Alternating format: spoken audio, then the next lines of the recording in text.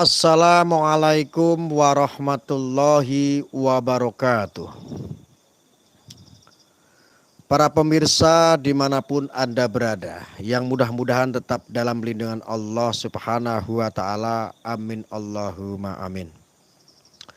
Saudara-saudaraku, pada malam ini saya baru mendengar konkret ada sebuah berita yang kemarin ramai. Saat diputusnya vonis 7 tahun terhadap putra Kiai Jombang yang biasa disebut Mas Beki atau MSAT. Ya, itu putra tunggalnya Sang Mursyid, putra tunggalnya Mbah Yai Mukhtar Mukti. Ya. Terdakwa kasus dugaan asusila Muhammad Subaki Azal Sani atau akrab disapa Mas Beki akhirnya mengajukan banding terkait dengan vonis 7 tahun penjara yang dijatuhkan kepadanya, saudara. Upaya banding ini pun dibenarkan oleh kuasa hukum Mas Beki, yaitu I Gede Pasek Swardika, pada hari Selasa kemarin tanggal 22 bulan 11 2022. Beliau menyatakan pihaknya sudah mengajukan banding dan sudah mendapatkan akte banding. Ya. Banding dan sudah diajukan serta sudah dapat akta bandingnya, terang Pak Gede Pasek sebagai kuasa hukum. Lantas apa yang membuat beliau dan pihaknya membanding? Lalu Pak Gede Pasek sendiri mengatakan seharusnya dalam perkara ini dakwaan jaksa bisa dibuktikan berdasarkan fakta sidang. Karena penegakan hukum itu sudah jelas jalurnya, yaitu membuktikan dakwaan JPU dan harus bisa dibuktikan berdasarkan fakta sidang. Sementara di sidang baik saksi fakta maupun alat bukti membuktikan jika kasusnya fiksi dan fiktif. Baik menurut JPU ataupun menurut saksi-saksi, ya. Jadi beliau Pak Gede Pasek, ya, yang biasa akrab disapa, dalam dalam perkara Mas Beki ini bukan hanya terbukti tidak ada pemerkosaan sesuai pasal 285 KUHP yang dijadikan dasar tuntutan JPU, tetapi juga tidak terbukti adanya pidana menyerang kehormatan keasusilaan sesuai pasal 289 yang dijadikan dasar memutus majelis hakim, ya, yang diputuskan majelis hakim kemarin.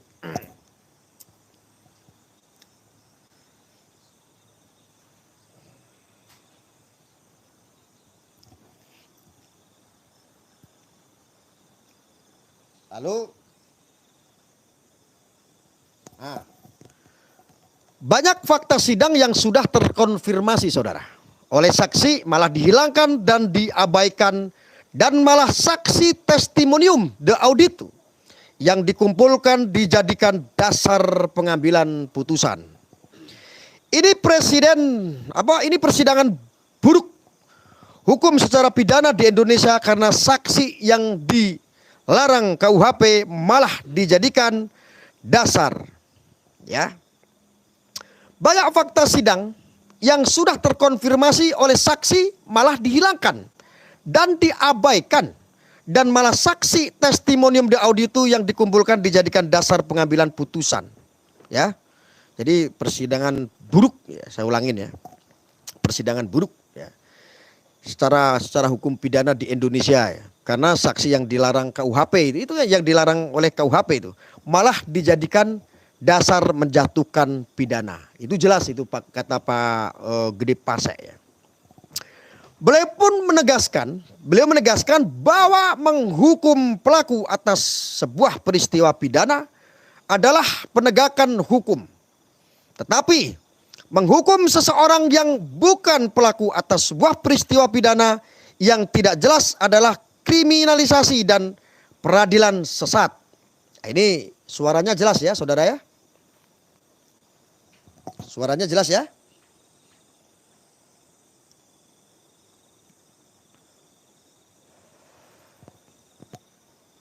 Sambil ngopi dulu. Sambil ngopi. Ini supaya publik tahu, juga ini supaya bisa menjadi atensi para penegak hukum ya yang lain nih, supaya ini tidak terjadi kembali. Ya.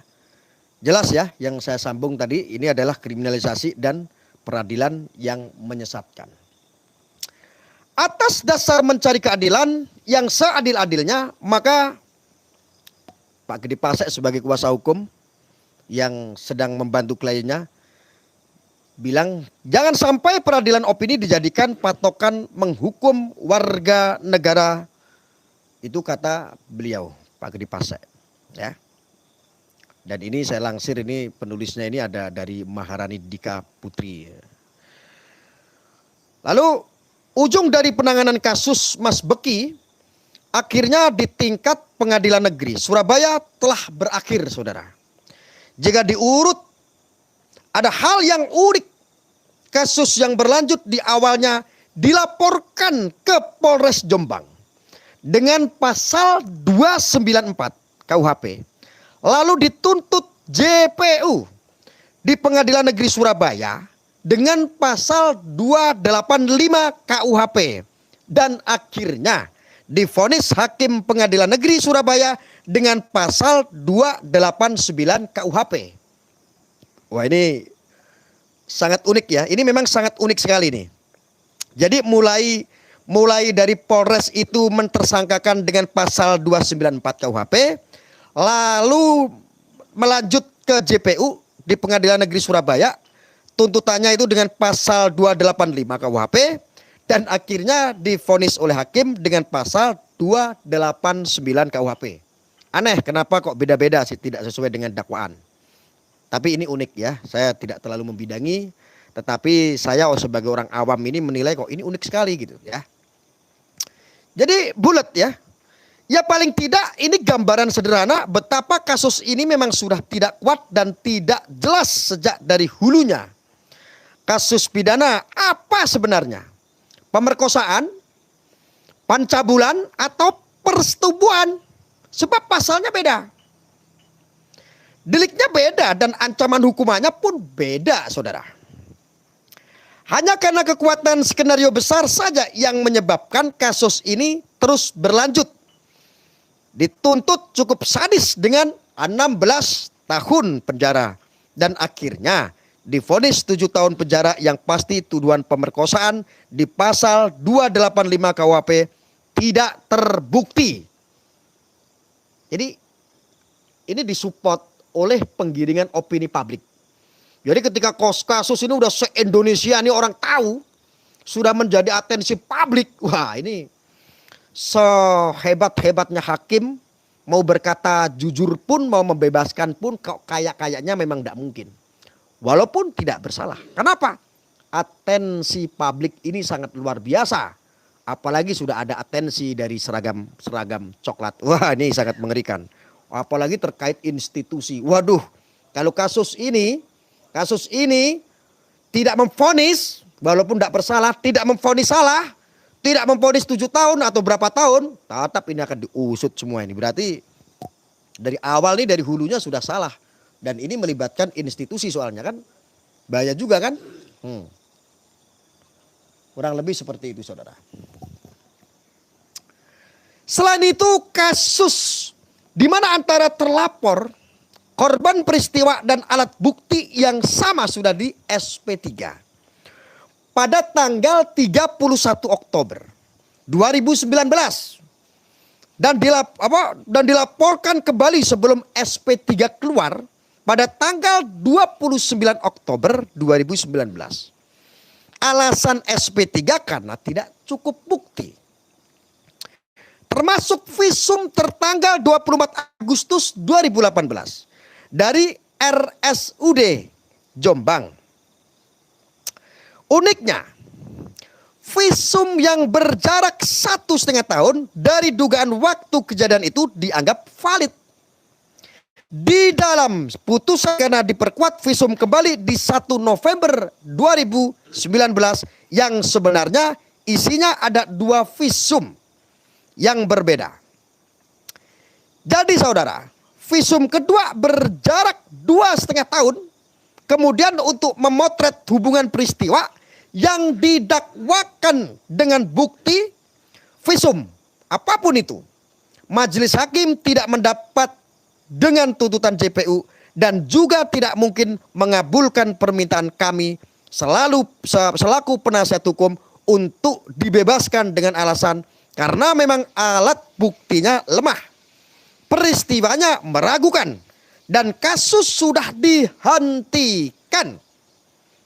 Majelis hakim mencari pasal lain dalam dakwaan alternatif tersebut. Jadi mungkin tafsirnya seperti ini.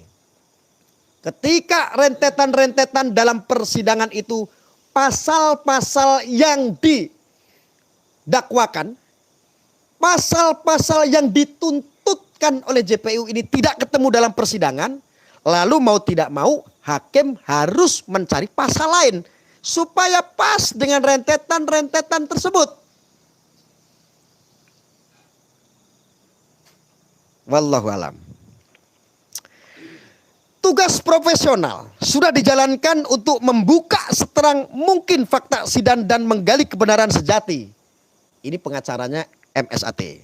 Sudah seprofesional itu untuk membuka ya seterang-terangnya fakta persidangan. Tugas menghukum atau membebaskan adalah majelis hakim atas nama Tuhan di dunia. Soal siapa yang benar dan tidak, yang pasti kita semua memang dituntut bersikap adil. Sebab selain bertanggung jawab atas tugas profesi juga bertanggung jawab sebagai insan manusia untuk bersikap adil sesuai hati nurani. Maaf ya, atas segala kekurangannya. Kan seperti itu. Ya. Karena keadilan tidak mudah dihadirkan, tetapi harus tetap diperjuangkan.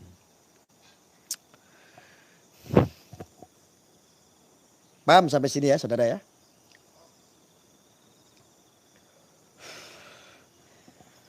Pria yang juga Kajari Jombang itu menyebut keputusan melakukan banding itu didasarkan pada beberapa pertimbangan. Pertimbangan pertama adalah adanya perbedaan pengenaan pasal dalam dakwaan, pembuktian dan putusan hakim. Di dakwaan kami. Di dakwaan kami berikan pasal berlapis yakni 285 dan 289 KUHP. Namun dalam pembuktian kami mengarah ke 285 tentang pemerkosaan. Namun yang dibuktikan hakim adalah pasal 289. Jadi jaksa ini perang, ibaratnya itu berantem di dalam persidangan, itu menggunakan pasal-pasal yang memang itu terkait dengan perilaku terdakwa. Dengan pasal 285 dan 289. Namun, ya kan, 285 dan 289 dan mengarah ke pasal 285 tentang pemerkosaan, ya kan? Nah, ini keren, ini ada 3 ini kan. Namun yang dibuktikan hakim adalah pasal 289. Tidak ada semua. 3 pasal itu tidak ada. Ini potret hukum ini. Ini potret hukum yang ada di Indonesia. Jadi ketika rentetan persidangan untuk menjerat selama-lamanya ancaman maupun tuntutan MSAT. Ini kan keren nih. Itu dengan 3. Ada pasal 285, 289 KUHP dan juga mengarah ke pasal 285 tentang pemerkosaan. Namun yang dibuktikan hakim adalah pasal 289. Tak ada semua. Satu pun tak ada pasal itu yang menjerat. Tentang pencabulan. Ini keren nih kan. Masuk logika enggak? Masuk logika tidak, saudara? Ini mudah-mudahan yang menerima banding nanti ketika melihat apa yang saya sampaikan narasi di sini sesuai dengan fakta-fakta sidang bisa menjadi pertimbangan juga. Dan ini juga atensi publik. Mudah-mudahan ini bisa menjadi atensi publik apalagi para ahli-ahli hukum pidana. Nah, ini biar tahu nih para ahli-ahli hukum pidana. Saya sebagai orang awam hanya membaca di sini. Ya. Oke? Paham ya? Paham ya? Ya, paham. Proses persidangan pun berlangsung alot sekali. MSAT melalui tim kuasa hukumnya mengajukan eksepsi usai pembacaan dakwaan saat itu ya. Meski akhirnya eksepsi tersebut ditolak majelis hakim.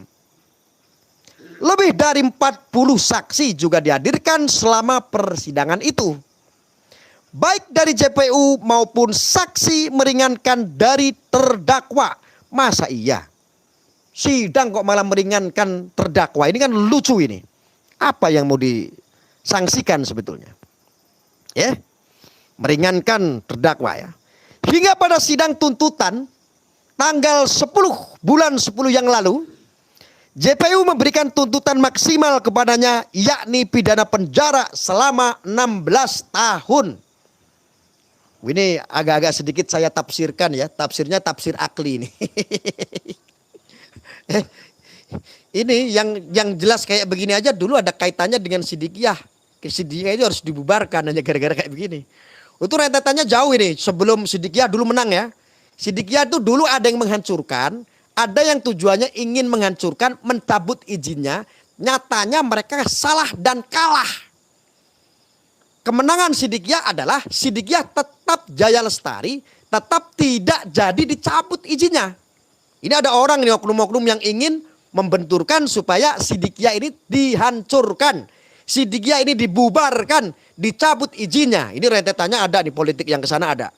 Walaupun mereka kalah ya, akhirnya urusan tinggal satu yaitu putra kiainya yang sedang menerima musibah, menerima ujian yaitu tentang kasus yang dugaan besarnya adalah rekayasa.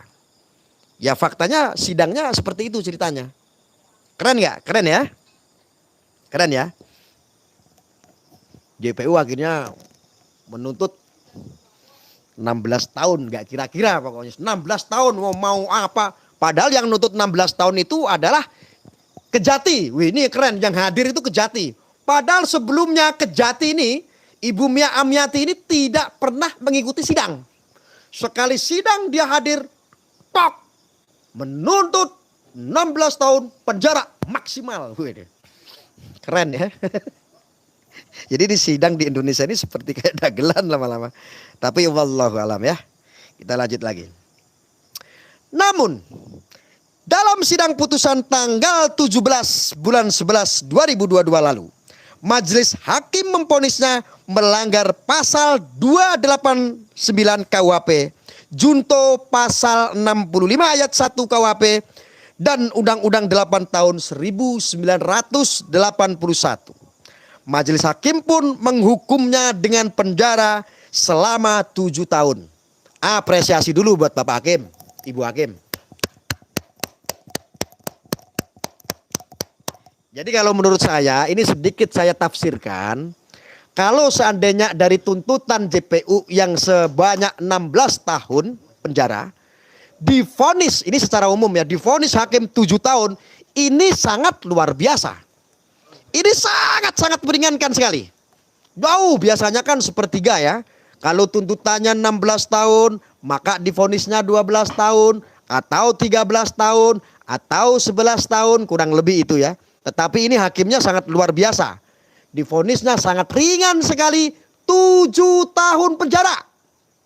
Tetapi ini sungguh tidak adil. Ini sungguh biadab. Tidak menyalahkan hakim sehingga ini menyalahkan diri sendiri, tidak. Ini tidak menyalahkan hakim ya, ini menyalahkan diri sendiri. Kenapa sih nggak bisa berontak? Ini menyalahkan Mas Beki. Mas Beki itu tidak mungkin bersalah kalau dihukum. Lalu sidang menyatakan Mas Beki itu salah, makanya dihukum. Itu secara umum kalau dituntut 16 tahun, divonis 7 tahun itu sangat ringan. Tetapi kalau secara kebenaran Mas Beki divonis 1 hari saja hukuman, itu sangat rugi dan ini sangat keji sekali. Sangat kejam sekali. Sangat biadab sekali. Kalau terbukti tidak melakukan sesuatu apalagi yang dituduhkan pemerkosaan maupun pencabulan. Jadi dapat saya ulangi saudara, kalau secara umum dari tuntutan 16 tahun divonis 7 tahun untuk urusan umum di dalam persidangan, ini hakim sangat membantu dan sangat luar biasa. Mungkin ini gerombolan-gerombolan ini pasti nggak terima. Kok mereka kan pasti sudah halusinasi. Wah, mampus lo dituntut 16 tahun.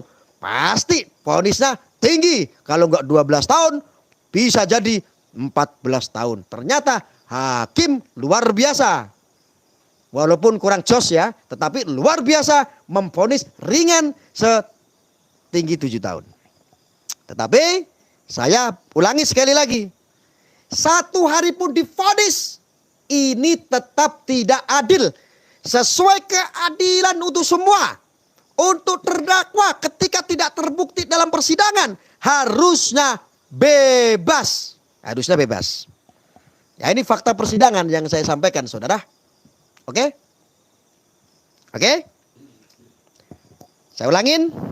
Namun dalam sidang putusan tanggal 17 bulan 11 lalu majelis hakim memvonisnya melanggar pasal 289 KUHP. Junto pasal 65 ayat 1 KUHP dan Undang-Undang 8 tahun 1981. Majelis hakim pun memutuskan vonis 7 tahun. Hebat Bapak Hakim, Ibu Hakim, terima kasih ya. Tetapi untuk berbicara kebenaran, 1 hari pun divonis, tetap itu tidak adil. Harusnya bebas harusnya. Tetapi ya gimana lagi ya. Repot juga soalnya jadi hakim itu betul-betul Masya Allah. Mudah-mudahan Bapak Hakim, Ibu Hakim sehat selalu ya. Ya. Walaupun keji ya. Bagi keadilan sih keji ya. Jangankan 7 tahun, 1 hari vonis saja. Ini sangat tidak adil dan ini sangat biadab sekali. Biadab sekali. Ya, orang nggak salah kok. Belum yang dirugikan adalah nama baiknya. Belum anaknya sekarang yang ditinggalkan sudah ditahan ini. Belum istrinya yang dirugikan ini. Siapa yang bertanggung jawab? Belum nama baik sebagai putra kiai. Siapa yang bertanggung jawab? Siapa yang bertanggung jawab? Saya tanya. Kalau dalam fakta persidangannya seperti itu.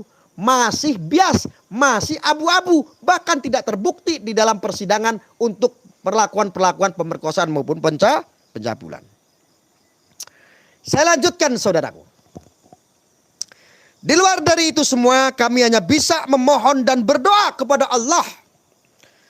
Untuk membuka takbir kebenaran dan hukum bisa sampai kepada keadilan.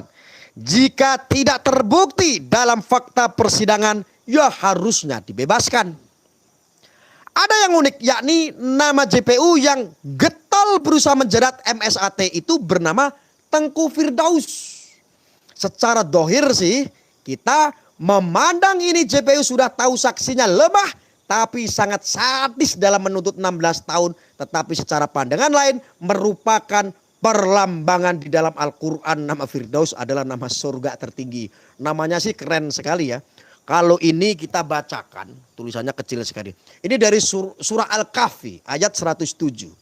Innalladzina amanu wa amilus solihati kanat lahum jannatul firdausi nuzula.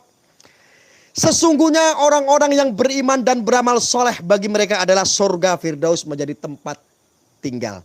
Oh, ini artinya Bapak Firdaus itu bagus sekali nih. Ini ada surat Al-Kahfi ayat 107 ini tentang Firdaus ya.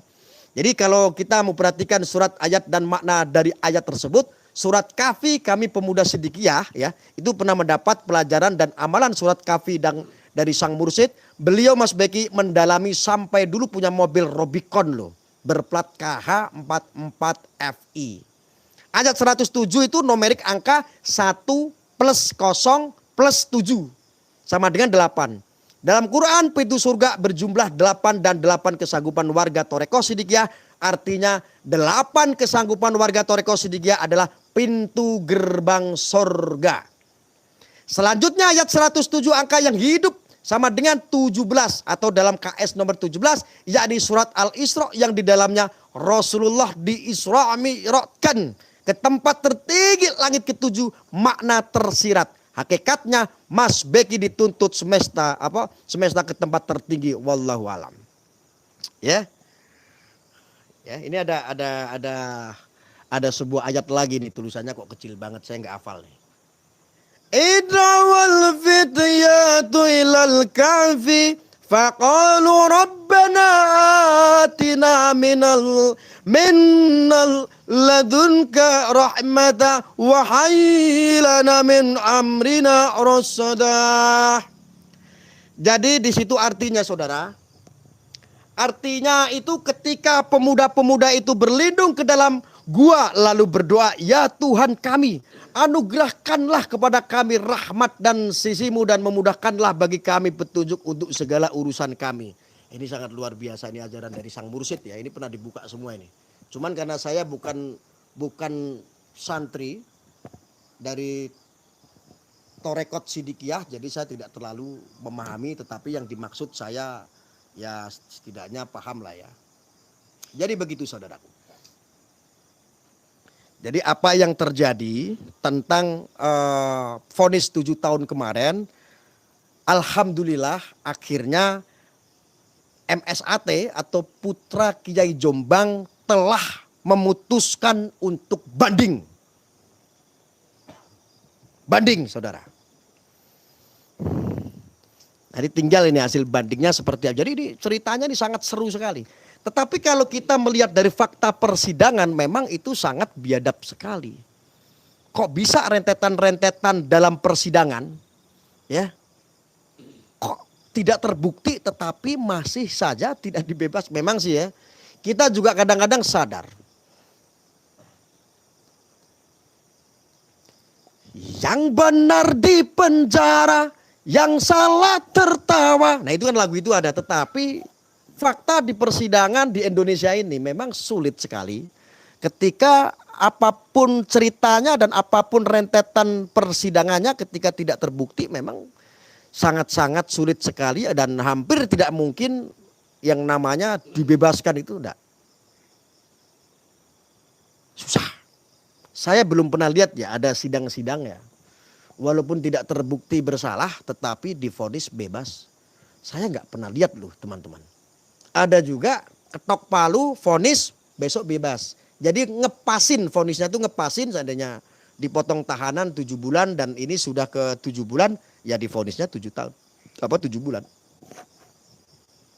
Ya.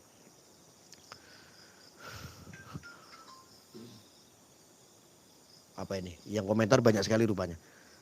Orang benar tidak mungkin masuk bui. Oh gitu. Iya. Orang benar tidak mungkin masuk bui. Coba saya pengen lihat di browsing sebentar. Kisah sahabat Rasulullah ada nggak yang di penjara? Atau di zaman-zaman Rasulullah coba. Saya pernah dengar itu. Tapi saya lupa. Hah? Ada nggak nabi atau sahabat nabi atau sahabat Rasul yang di penjara? Ada nggak?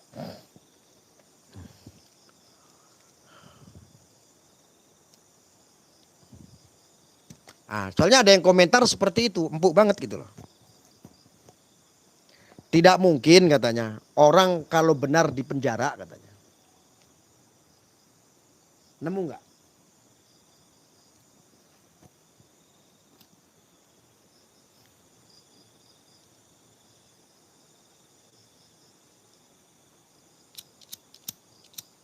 Nabi Yusuf pernah di penjara ya. Nabi Yusuf pernah di penjara ya. Nabi Yusuf alaihissalam masuk penjara selama 7 tahun. Loh, kok sama Mas Beki? Ini sama ini. Ini sama dengan Mas Beki ini. Nabi Yusuf alaihissalam masuk penjara selama 7 tahun karena terzolimi. Lalu Allah Ta'ala memuliakan yang bersangkutan berkuasa selama 55 tahun. Allah Ta'ala memuliakan yang bersangkutan berkuasa selama 55 tahun. Yang berarti 7 kali lipatnya lebih. Demikianlah sunatullah dalam perjuangan. Wa makaru wa makarullah wallahu khairul makhirin. Wallahu alam biswab. Oh iya. Ini kasusnya Nabi Yusuf apa? Dianggap pelecehan. Sama istrinya? Pelecehan terhadap perempuan berarti. Artinya pelecehan kepada anak kecil atau terhadap perempuan? Allahu Akbar. Astagfirullah. Subhanallah. Masya Allah. Sama ceritanya dengan Nabi Yusuf. Dan divonisnya pun 7 tahun. Wah, ya. Berarti kalau kata saya banding ini hanya sebagai proses duniawi kali ya. Kalau nanti bandingnya tidak disetujui pun vonis 7 tahun berarti takdir dong. Karena kalau memang ini sama dengan ceritanya Nabi Yusuf, Mas Beki nggak bisa naik, nggak bisa turun, tetap 7 tahun. Hah? Dikasih kekuasaan. Nabi Yusuf dikasih kekuasaan. Coba Nabi Yusuf itu divonisnya itu pada tanggal atau hari ada nggak di situ? Saya pernah dengar, tapi saya nggak pernah intens untuk menghafalkan, jadi saya nggak tahu. Tahu nggak itu? Itu pada bulan apa? Dan kemudian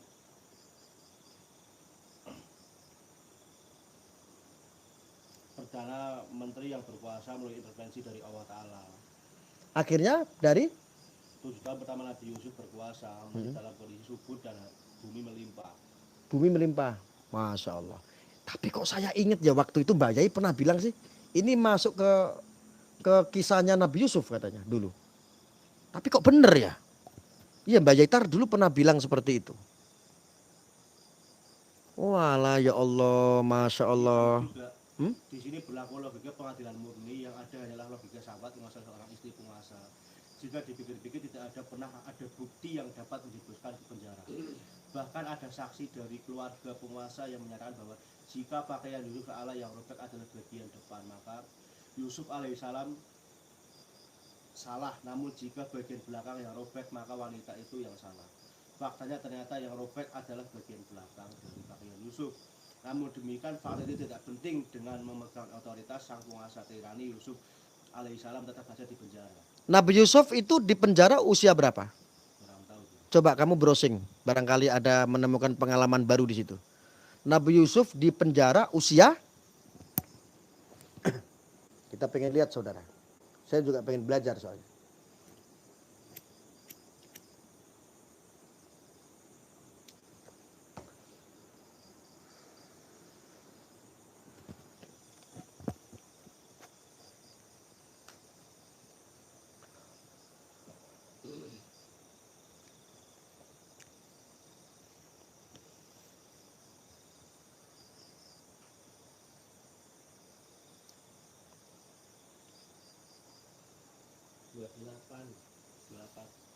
Hah? 28. Usia berapa? 28. 28 tahun usianya. Hampir. 8, 10. Hah? Usia 28 tahun. Si itu yang mengaku korban usianya sekarang berapa? 22. 24. Setahu saya 24 itu usianya. 24. Artinya sudah balik ya. Oke. Saudara, tadi ada yang komentar, orang salah tidak mungkin dipenjara. Kau punya nabi, walaupun Nabi alaihissalam, bukan Rasulullah ya, atau Nabi Yusuf yang saya sebutkan tadi, itu masuk penjara. Apa komentarmu? Oh 25 Gus, oh 25 ya. Apa komentarmu? Coba. Tadi Anda berbicara orang benar nggak mungkin dipenjara. Ya. Zaman Nabi Yusuf hukumnya masih otoriter. Otoriter itu kan sifat. Otoriter itu sifat. Ya. Sekarang pun kalau mau hakim otoriter ya otoriter. Jaksa kalau mau otoriter terjadi seperti itu. Kalau nggak otoriter nggak mungkin ada tuntutan 16 tahun. Lucu. Ya.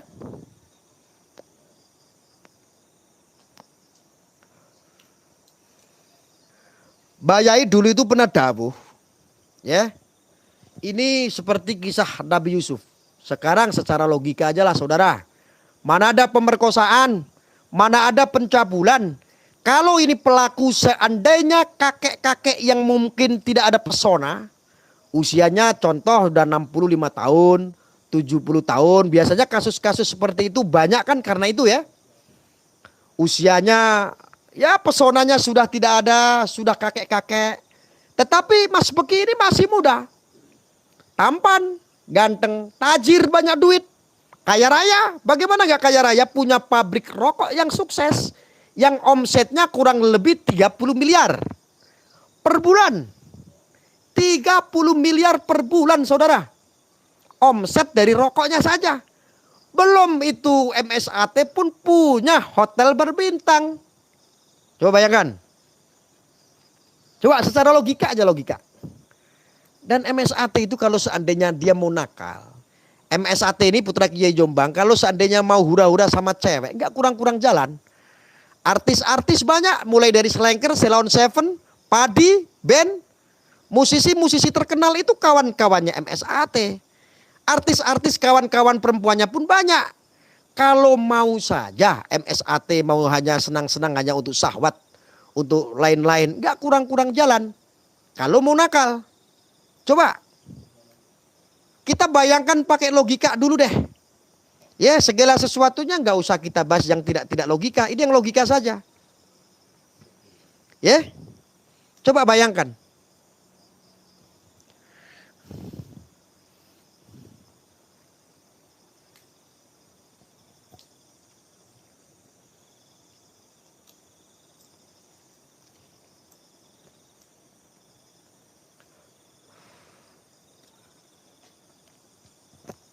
Jadi begitu saudara, ini logikanya ya yang tadi saya sampaikan. MSAT ini masih muda, berduit, punya tahta, punya uang, istrinya pun cantik. Biasa disebut namanya itu Neng Sunah. Neng Sunah. Neng Sunah ya. Panggilan seorang putri kiai, Neng Sunah ya. Namanya Ning Sunah. Itu juga masih muda, masih cantik. Coba, merongos? Enggak. Mencucu? Enggak. Yo standar-standar lah. Standar kalau diajak kondangan pantas gitulah ya. Ya, cantik. Ya jujur aja, mohon maaf. Yang mengaku diperkosa ini seperti apa? Apa? Merongos? Mosok sih? Oh, merongos ya? Walah. Umpamanya seperti itu. Ya, yang diperkosa sama istrinya Mas Beki cantikan siapa sih? Jauh. Jauh kalau seandainya istrinya Mas Beki 9 contoh. Yang diperkosa ngakunya diperkosa cantiknya berapa? 6 ada? 5. Oh 5.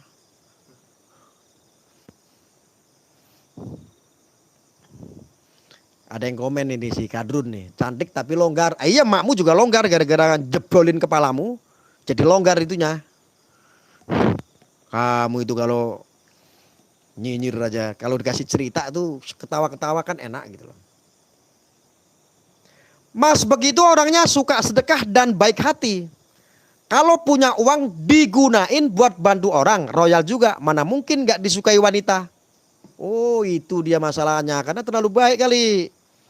Ya, cantik tapi udah amburadul, pasti jadi bosan. Iyalah itu kayak makmu.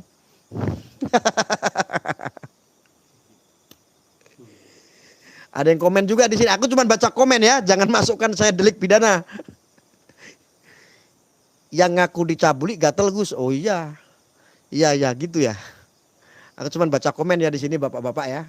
Jangan kau kasusin aku ya dengan masalah penghinaan. Apalagi terhadap fisik, saya nggak menghina fisik. Cuman kata orang itu loh. Kata orang itu dia merongos katanya. Ya pandangan orang itu kan beda-beda. Prongos katanya. Sedangkan istrinya Mas Beki, cantik gak sih? Cantik. Masih muda gak? Masih muda. Iya. Ini laki-laki yang di sini ada sekitar berapa ini? Ada sekitar 20 orang nih laki-laki di sini nih. Nih, ini kalau saya tanya semua mungkin kalau seandainya Ning Sunah itu belum punya pasangan, mau nggak kalian? Mau tuh, mau bro. Mau nggak jual sawah? Mau, jual sawah aja mau. Oh iya, jual sawah aja mau. Kalau seandainya punya sawah berapa hektar tuh? 5 hektar aja dia mau jual tuh. Kalau seandainya Ning Sunah belum punya pasangan. Berarti kan mempesona gitu loh. Cantik standar lah. Standar cantiknya itu kayak Aisyah gitu loh. Hah? Punya fotonya enggak? Coba cari kayak apa sih? Saya penasaran. Hah? Ya dicari dulu coba ya diperkosa kayak apa sih? Kita pengen tahu. Saya bukannya membuli ya, ini cuma contoh aja gitu.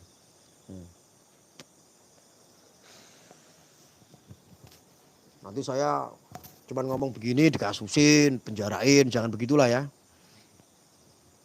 Istri Gus cantik masih hot. Wah, istri saya usianya masih 22 tahun, masih singset. Anunya aja nggak pernah ngeluarin kepala.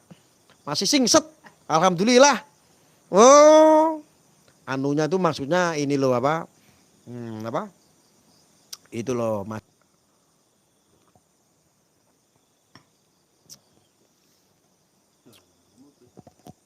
Gak nemu, berarti kamu kualat.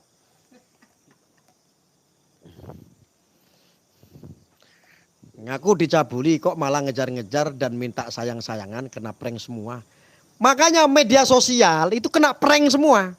Apalagi orang Indonesia, orang Muslim sendiri. Widih, ketika ada isu di media sosial, ada seorang pemerkosa. Yang berkosa adalah putra kiai. Wah, geger. Langsung itu birahinya langsung menjadi orang-orang suci. Ya kan? Langsung siap-siap menjadi orang suci, menjadi Tuhan, menjadi wes pokoknya untuk mengkerdilkan putra kiai ataupun kiai atau bawa pesantrennya rajin. Nah, itu orang-orang Muslim zaman sekarang. Keren kan? Keren. Bener itu kalau ada di depan saya kayak begitu kelakuan kayak gitu, tungkak satu-satu mukanya. Cengkel aku yakin. Jadi Islam itu cemar, yang mencemarkan itu Islam sendiri. Oknum-oknum Islam sendiri itu. Blegedes itu. Iya. Ngomong kayak gini engko aja dikeroyok, engko umat Muslim rene ngeroyok aku. Iki mesti oknum. Goreng meneh.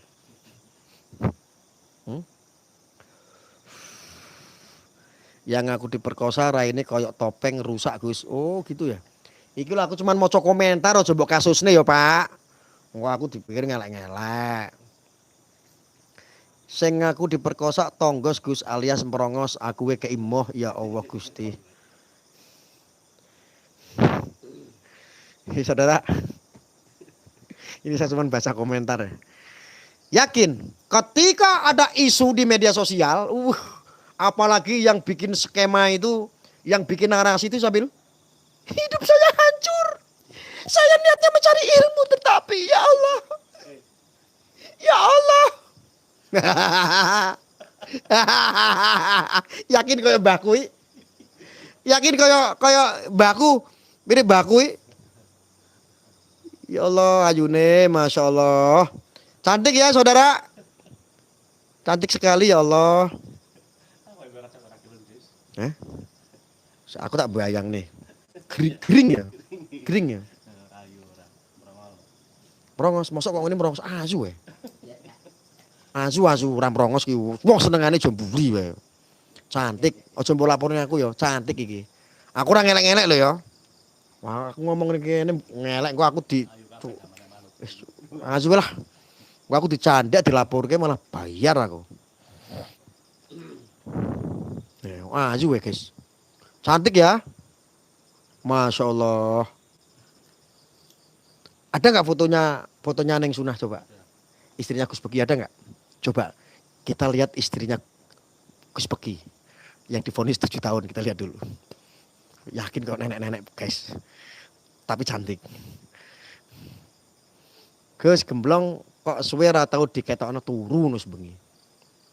Ngosek tak duduhi putune Neng Sunah.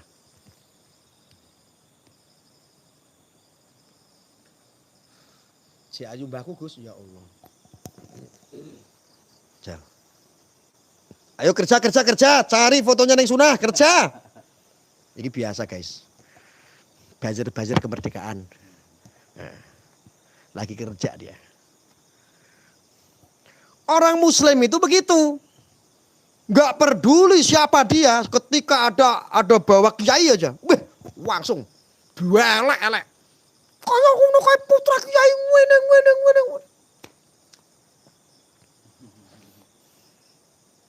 Mat samat, ojo mbok lapor ke aku ya Mat. Aku orang ngelek-ngelek, aku ngomong ayu.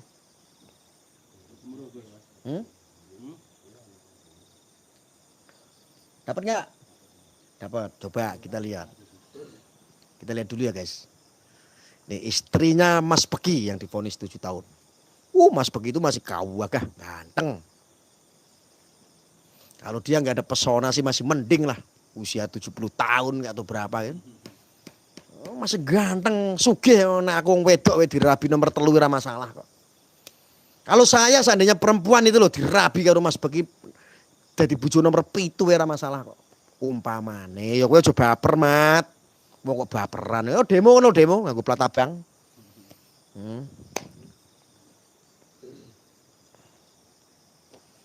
Ono apa ora? Ono. Endi nek ono? Google nek kesuwen.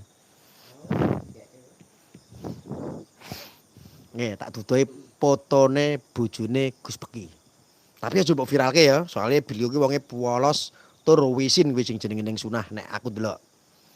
Beliau itu orangnya nggak mau yang namanya terkenal, viral tuh nggak mau. Padahal ya sampai saat ini yang menguasai aset-aset itu ya ning sunah. Pabrik rokok itu yang menguasai ya ning sunah wong istrinya. Yang mengelola pabrik itu ya ning sunah istrinya. Omsetnya 30 miliar kurang lebih. Omset rokoknya sukses apa?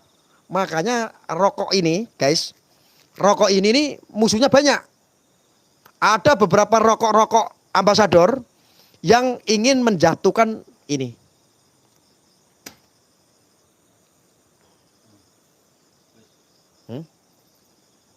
Widih, gila bro. Wenek carane ngene wani odol sawah. Wani odol sawah guys. Guys, kayak gini, saya mau tanya sama kalian, perempuan seperti ini guys, putri kiai, kalau seandainya kalian mau seserahan, calonnya seperti ini, kamu mau seserahan harta sebanyak apa guys? Coba saya mau nanya saya, nanya loh ya nanya, kamu nanya, kamu bertanya-tanya, jangan lupa join live ya. Dan jangan lupa ngasih singa. Kamu tanya. Kamu bertanya-tanya.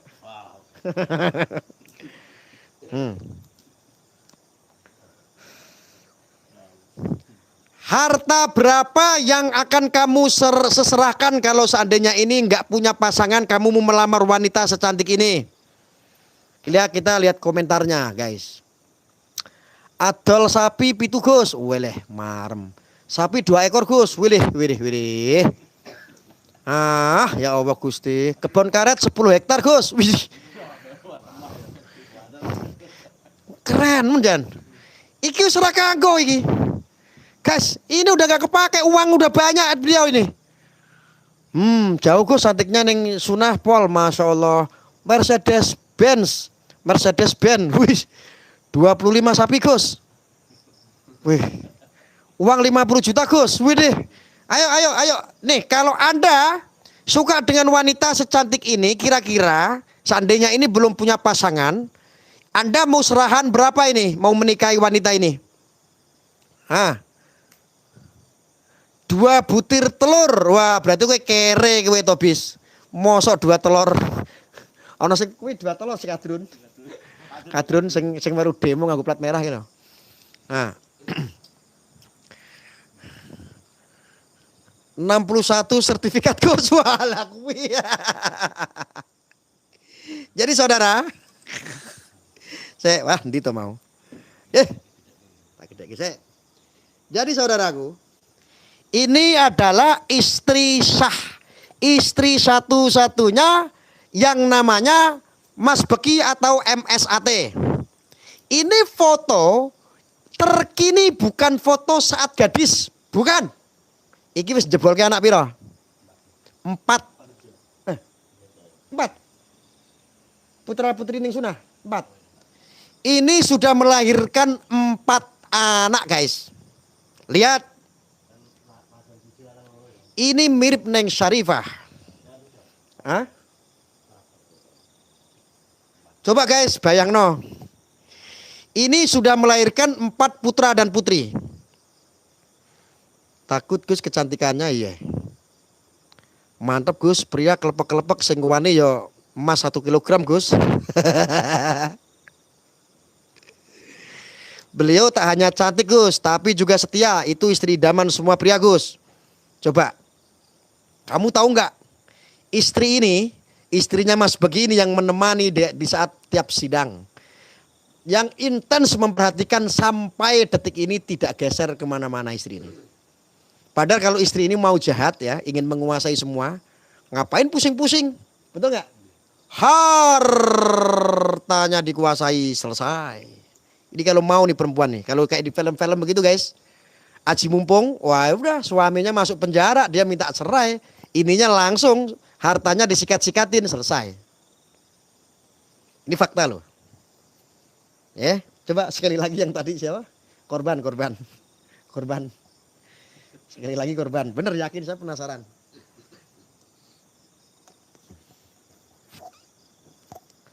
Itu bukan foto saat gadis. Itu foto sudah punya 4 anak. Angel Gus sing iso madani koyok ning sunah istri solehah ya. Mana? Kowe ora mbok screenshot kesuwen. Korbannya berapa orang? Berapa orang korbannya ya? Korban 1 orang aja bingung. Nggak bisa membuktikan.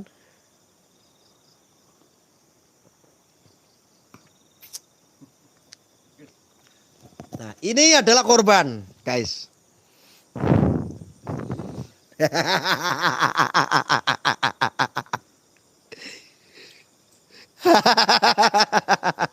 Masya Allah cantik ya. Ini yang mengaku korban guys. Yang saya memaknai sendiri seorang pelakor yang menjadi pelapor. Ya. Mat Samad, aku jombok lapor ke yo Mat. Ibrahim Samad, aku jombok laporno, aku cuman guyonan kene. Oh iya.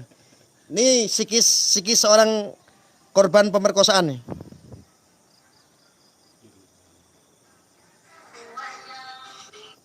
Nah ini. Mana tadi?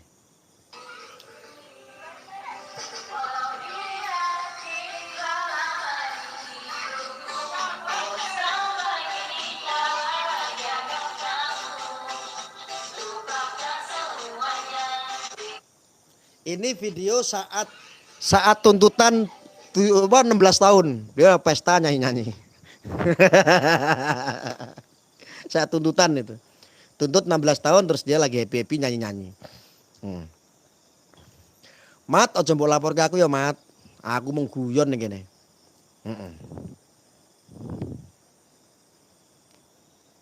Lu wajah korban kok seperti mak lampir, Gus. Ojo ngono kuwi, aku sing disalahne. Nanti saya malah dilaporkan sebagai perilaku yang tidak menyenangkan.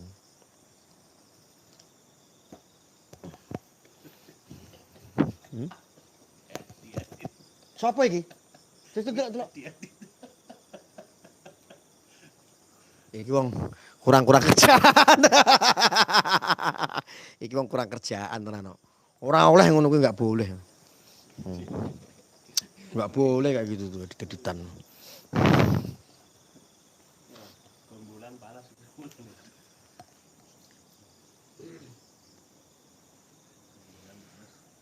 Jadi saya ulangin. Koyok setan khusus ora pareng ora boleh. Jadi intinya begini saudara. Mas begitu masih muda. Seperti Nabi Yusuf. Dia ganteng. Pesonanya masih banyak. Kaya raya. Dikatakan golongan miskin ya ndak. Mas Bahi itu dicopot dari offset dari rektor IMG dan kejadian ini tidak akan terulang lagi. Cukup sampai sini, nggak ke adik-adik saya yang lain. Saya mau dia bertanggung jawab atas semua kelakuan dia. Oh, ini video yang dibumbui narasi yang pakai anonim, pakai kerudung itu. Ada suara hujan rintik-rintik sambil dia nangis-nangis itu ya. Orang ini. Kurang tahu. Itu video klarifikasi dia. Iya, ini klarifikasi kan ada video. Dia itu nangis-nangis. Saya di situ cuma belajar niatnya, tapi dirusak, masa depanku hancur itu. Itu pembuat narasi itu sangat luar biasa sehingga yang viral kan itu videonya ya. Tapi ini klarifikasi. Kalau seandainya dia menjadi pelaku pemerkosaan, seandainya nih, bukannya dia dengan cara yang baik, tapi malah berbicara tentang jabatan. Saya heran makanya. Saya mau Mas Bohi itu dicopot dari offset dari rekal IMG dan kejadian ini tidak akan terulang lagi. Cukup sampai sini. Dia maunya Mas begitu dicopot dari rektor. Terus diganti kali, cuman dia kan dalam batin ya, dalam hati. Terus diganti sama siapa gitu ya. Mungkin ya diganti sama yang nyuruh. Entah anaknya yang nyuruh kan bisa jadi. Nih ya, diulang lagi nih. Saya mau Mas Bohi itu dicopot dari offset dari rekal IMG dan kejadian ini tidak akan terulang lagi. Cukup sampai sini, nggak ke adik-adik. Saya yang lain, saya mau dia bertanggung jawab atas semua kelakuan dia.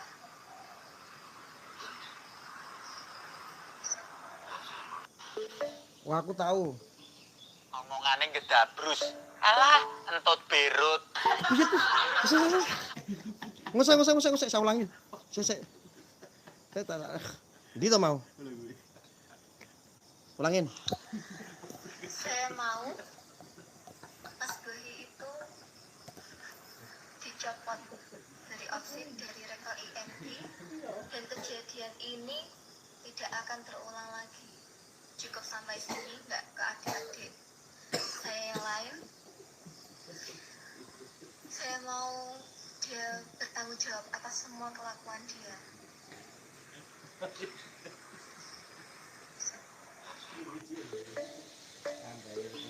Omongannya gedabrus. Alah, entut berut.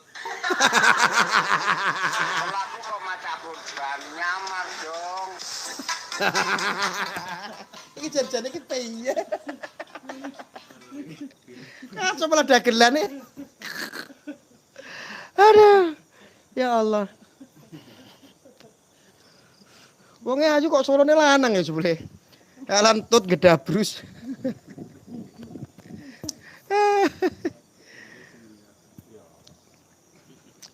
Jadi dulu itu saya pernah menceritakan pemirsa bahwa fakta-fakta yang saya temukan di lapangan itu dari teman-temannya Meli sendiri, bahwa sesungguhnya Meli itu dulu punya cita-cita, keinginan itu hanya pengen jadi istrinya Mas Peki.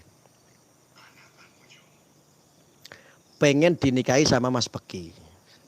Dia lalu diabaikan sama Mas Peki, merasa sakit hati. Merasa sakit hati. Lalu ketika dia sakit hati dipanggil sama seseorang. Seseorang itu adalah salah satu pengkhianat yang di dalam Sidikiyah, yaitu keluarganya Mas Peki sendiri. Seorang pengkhianat itu ingin menguasai Sidikiyah. Ingin menghancurkan Sidikiyah, ingin mengganti ajaran-ajaran cinta tanah air yang ada di Sidikiyah. Karena tidak suka. Konon sih ceritanya, pengkhianat tersebut, keluarga tersebut yang diasingkan karena memiliki asupan dan dari keturunan PKI. Ceritanya seperti itu. Dulu itu ceritanya seperti itu. Lalu akhirnya ditumpangi sama keluarganya Mas Peki sendiri. Entah keluarga tiri atau apa sebutannya, nggak paham saya. Lalu ya semua itu terjadi. Rasa sakitnya dia itu diteruskan, dimanfaatkan. Dia sebetulnya wanita yang dimanfaatkan. Itu yang saya temukan fakta-fakta di lapangan. Itu teman-temannya si cewek tersebut yang memberikan kesaksian. Saya punya bukti-bukti semua. Di lapangan ya, bukan di persidangan. Makanya di dalam persidangan pun sesuai dengan narasi-narasi kemarin yang ramai sampai pesantrennya digerebek ribuan personil kepolisian. itu gedabrus, semuanya kena hoax. Hoax.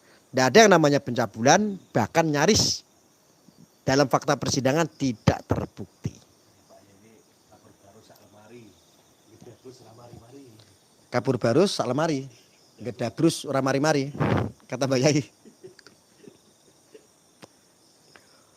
Jadi ceritanya kayak gitu. Paham ya? Mungkin sudah banyak yang paham lah ya. Nah, harapannya dari orang-orang yang tidak suka, ini kan sebetulnya kasus keluarga sendiri ya. Keluarga sendiri yang sesuai dengan mandat atau fatwa dari Mbak Yai sendiri. Saya saat itu pernah mendengar di YouTube ada ya. Mbah Yai menyampaikan apa? Jadi mengumpamakan Mbak Yai itu waktu itu dawuh kepada saya. Itu keluarga saya yang itu adalah ibarat yang keluarga yang memenjarakan ini Mas Beki. Adalah keluarga yang tidak satu perahu. Kalau diambil runut dari ceritanya Nabi Nuh. Yang tidak dalam satu perahu.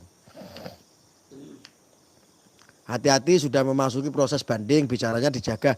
Iya ya Rip, Sarip iya. Aku coba penjarake ya.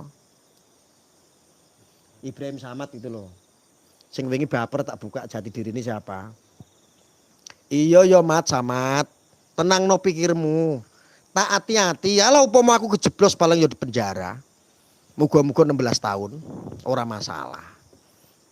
Wis keukur kok. Lu upama aku di penjara ra ya engko ono sing ngeteri aku rokok ning penjara akeh. Wis to tenangno pikirmu Mat. Tapi nek iso ya aku aja mbok laporne ya Mat. Aja. Aja ya Mat. Mat, perjuangan aku tuh masih panjang. Mat, kalau nggak ada saya yang menghibur kamu siapa? Nggak ada.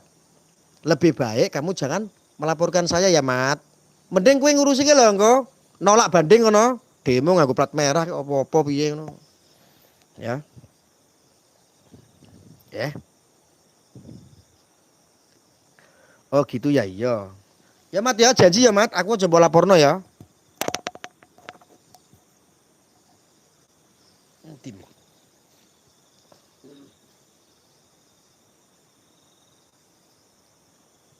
Mat, aja mbok lapor ke aku ya Mat.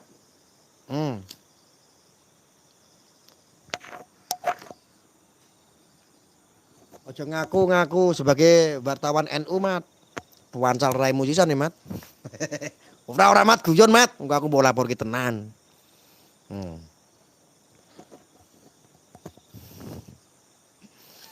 Ini ada yang komentar dari Durakman. Ibrahim Samad ternyata yang pernah selingkuh istri orang digerebek oleh warga Walai. Mat, ampun Mat ya, jombo lapor ke aku ya Mat. Aku mau guyon nih kene Mat. Intinya sih aku cuma memberikan informasi kepada publik bahwa MSAT, Mas Beki yang masuk dalam misi kamu untuk menghancurkan ternyata banding. Ya Mat ya. Oke Mat. Mat. Jawab to Mat, kowe meneng nek dijak ngobrol karo aku kok. Lho kowe jarang-jarang tak tanggepi kok anganmu. Nek tak tanggepi ngene kudune kowe seneng, komentarmu tambah semangat.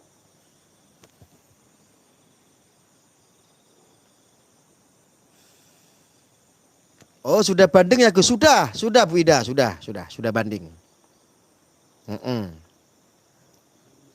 Lho Mat, kelakuanmu malah kayak ngono. Iya. Mat ikut ke Jakarta Mat. Mat jawab apa? Kowe iki lho nek dijak ngobrol kok malah kowe ora balesi komentar. Balesi lihat komentar. Oke, nah ngono lho Mat. Nah aku di penjara. Sing ngibur kowe sapa? Ora ana.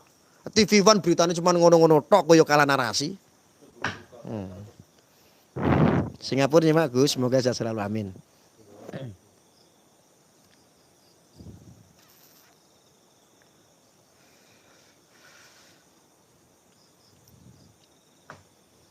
Samad tambah guru mesake. Oh alah Mat.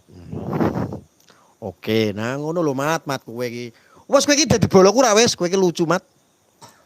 Kowe dadi boloku gelem ora Mat? Di tempatku Mat itu males mandi. Oh iya memang daerah Ratu Adus kok. Mat dadi bolaku gelem apa ora? Iku kok akeh, Mat. Mana yang di?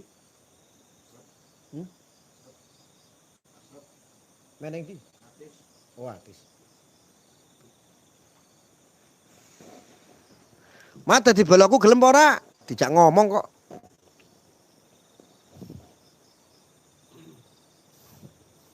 Mat. Wes kowe butuh aku apa ngomong karo aku? Tak kei. Butuh apa-apa ngomong karo aku.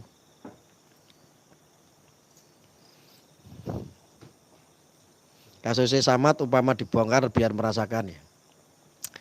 Jadi begitu saudara. Kadang-kadang itu orang muslim sendiri itu mengagumkan putra kiai yang ketika ada isu gitu di media sosial mencabuli seorang wanita, wih langsung dilihat sanatnya, wih putra kiai, wah udah viral ini nggak bener, bukannya tabayun dulu mencari kebenaran. Gus koreksi dong penghasilanku. Alah penghasilanmu piro, aku kan cuma dibayar 300.000 sih. Setiap itu narasi. Setiap kamu komen setiap channel kan cuma 300.000. Kamu dibayar sama mereka. Ayo ngaku. Sak komen 1.000 kan paling. Ngomong karo aku, engko tak jak konten. YouTuber duitnya akeh. Mau nggak?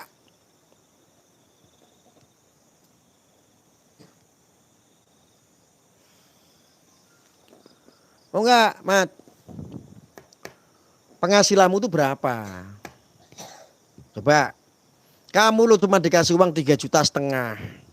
Hanya selama 1 bulan. Ya mending asing iku sing ngongkon kowe iki lho untuk kardus-kardusan. Iya, Mat. Rugi. Mending kamu ikut saya. Jelas duitku akeh. Piye, lemra? Piye, Mat? Jos.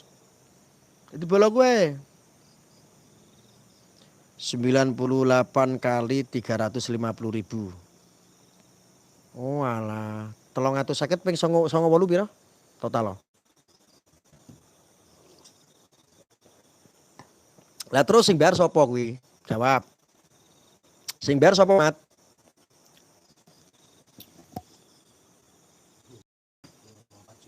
Piro? 34 juta. Akeh, Mat. Semi tak pikir 3 juta setengah. Jebule bayarane 34 juta. Sing bayar sapa, Mat? Sing bayar sapa? Mending saya jualan sembako, Gus. Nggih, Bu Haryati, siap. Mat. 34 juta sing bayar kuwi sapa? Takon aku. Kamu nanya. Kamu menanya-nanya.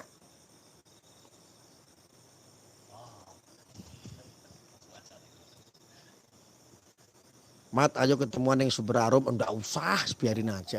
Gue dagelan kok, Mat. Mat, dibayar piro? 34 juta sing bayar sapa? Kamu nanya, bertanya-tanya, sama. Jawab tak buanting HP-ne. Wes to manut penak, engko tak bayar. Lebaran piro 50 juta?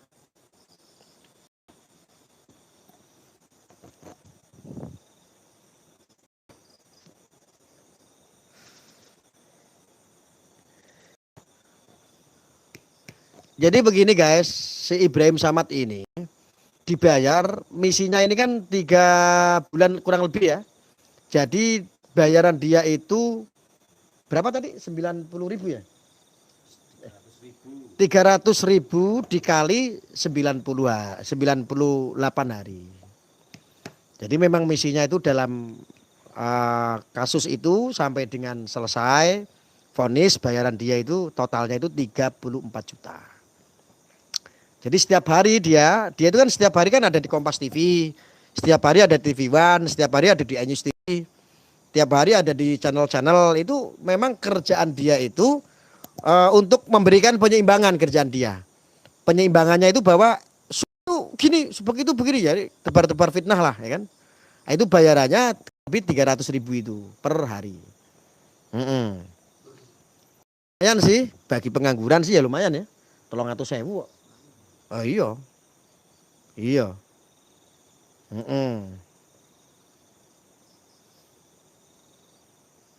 Lumayan lah 300.000 sekian ya.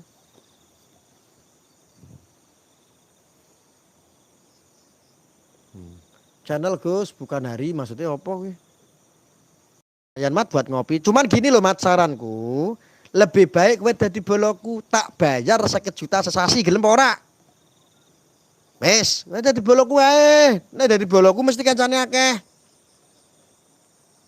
Rokoknya sing larang-larang Mat, RPE paling murah. Kok mampu ya Mat?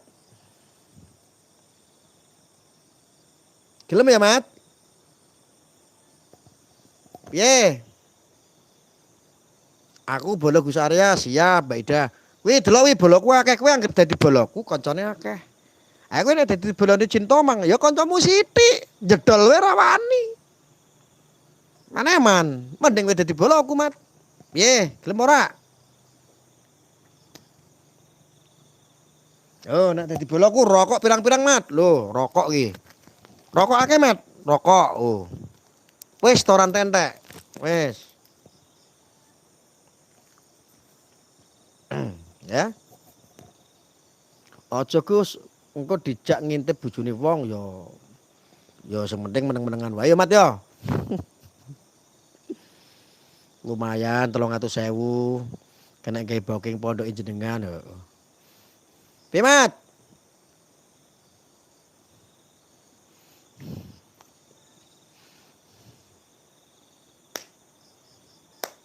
Piye Mat?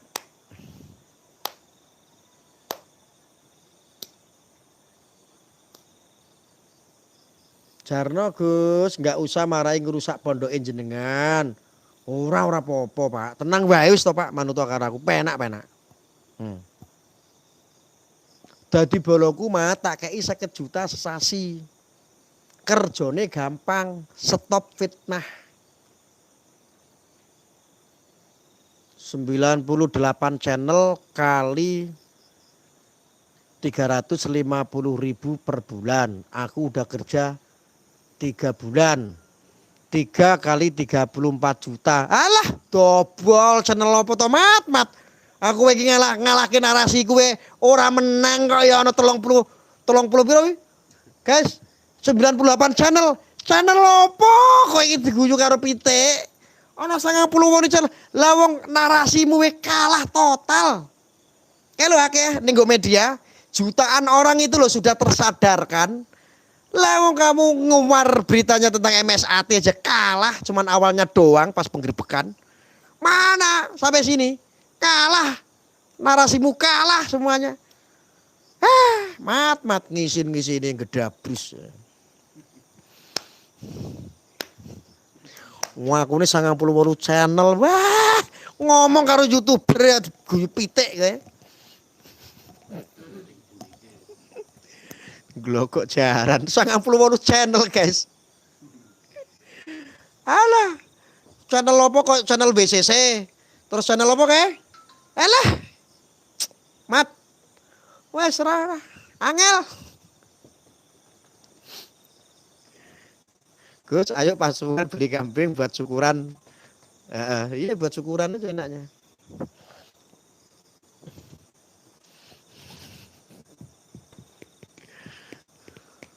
Oke saudara, mungkin itu mudah-mudahan bermanfaat.